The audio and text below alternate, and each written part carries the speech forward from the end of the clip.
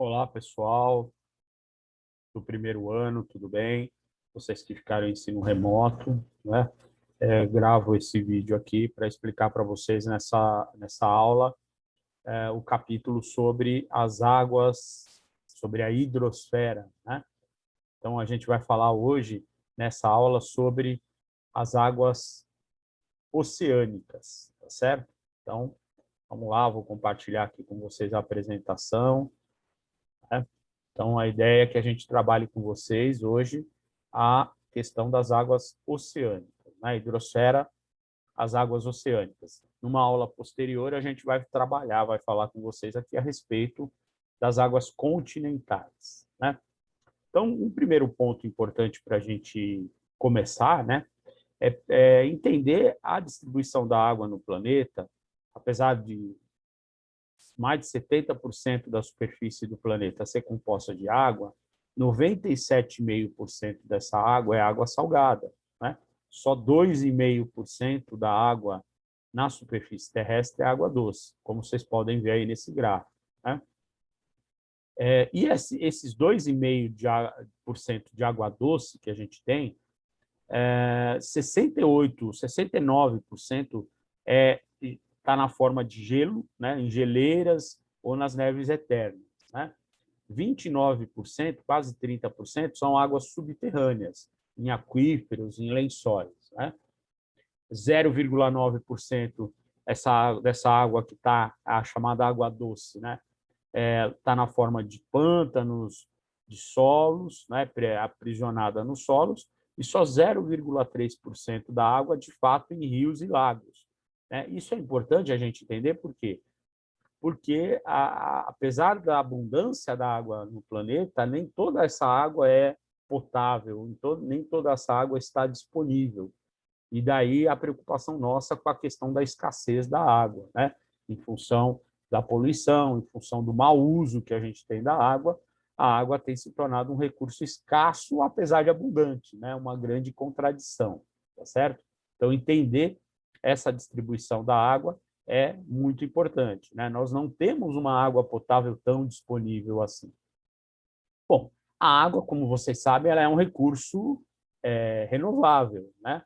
A sua o seu ciclo, né, de evapotranspiração e precipitação, escoamento na água na superfície, né? Então, todo esse ciclo da água, ele evidencia esse caráter de ser um recurso renovável, né?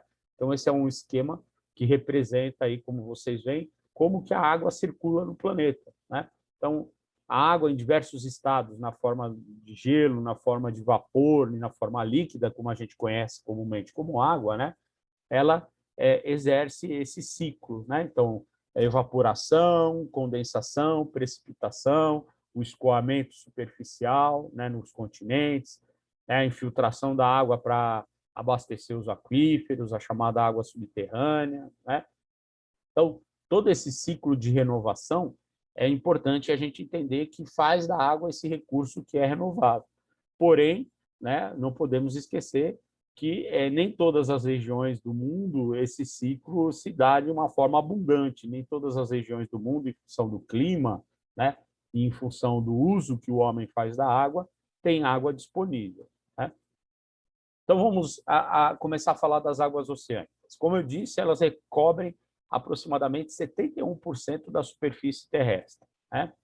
A maior parte da população mundial ela se concentra nos litorais, né? Então, isso é um aspecto importante para a gente pensar que os oceanos eles estão sempre foram importantes para o desenvolvimento da humanidade, né? O desenvolvimento das atividades humanas, né? Por isso a população se concentra nos litorais. Disso resulta uma forte pressão poluidora, né, urbana, industrial, pesqueira, sobre um recurso que é essencial para nós, que é essencial para a vida, que é essencial para a manutenção do equilíbrio da vida no planeta, né? Então, isso é um aspecto importante para a gente entender um pouquinho da questão da poluição oceânica, né? Hoje nós temos uma discussão muito importante sobre o lixo nos oceanos, né?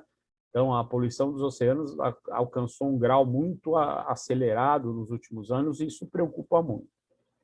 Os oceanos, pessoal, apesar da gente saber que as águas oceânicas elas se interligam, né, em função da configuração dos continentes, é possível definir os 5 grandes oceanos, né, o Atlântico, o Pacífico, o Índico e o Ártico, né? E também, de acordo com a configuração dos continentes, a gente pode definir próxima ao litoral, a formação de mares, né, que podem ser mais abertos, mais interiores ou até mares fechados, né? Então a gente tem aí nesse mapa, por exemplo, da Europa, né, a presença aqui, por exemplo, do Mar do Norte, lá, né, entre o Reino Unido, a Noruega, a Bélgica, que é um mar aberto, né? Ele tem uma ligação grande com o oceano, né? Já nós temos, por exemplo, aqui o Mar Mediterrâneo, que ele é um mar interior, né? Ele é um mar que tem um estreito aqui, Gibraltar, por onde passa, né, a água. Então, ele é separado do oceano por um estreito. Então, isso é um mar interior. E nós temos aqui um exemplo de um mar fechado, que é o Mar Cáspio, que são mares que não têm contato com o oceano, né? Eles são mares fechados dentro dos continentes, né? Então, são tipos de mares que aparecem aí, dependendo da configuração dos continentes. As águas oceânicas, pessoal, elas não são estáveis, fixas, né? Elas têm uma dinâmica, elas têm um movimento, né? Então, o primeiro movimento das águas oceânicas é o movimento das marés, né? O que é o movimento das marés? É o movimento que é resultado da influência da força gravitacional da Lua e do Sol sobre a Terra, né? Então, vocês sabem que a Lua e o Sol, em função dos seus movimentos, do movimento da Terra e da Lua, elas têm uma influência sobre a Terra, da força gravitacional. E aí a gente tem, por exemplo, esse quadro mostrando quando nós temos a situação de lua nova e lua cheia, né, que é essa primeira situação aqui, onde a lua fica nessa posição aqui em relação à Terra e o Sol, nós temos as chamadas marés de Sigia. As marés de Sigia, elas são marés de grande amplitude. Então, quer dizer, é uma maré cheia, uma maré baixa, onde a variação é grande, né? Onde o mar recua e avança, avança e recua muito, né? Muitos metros, né?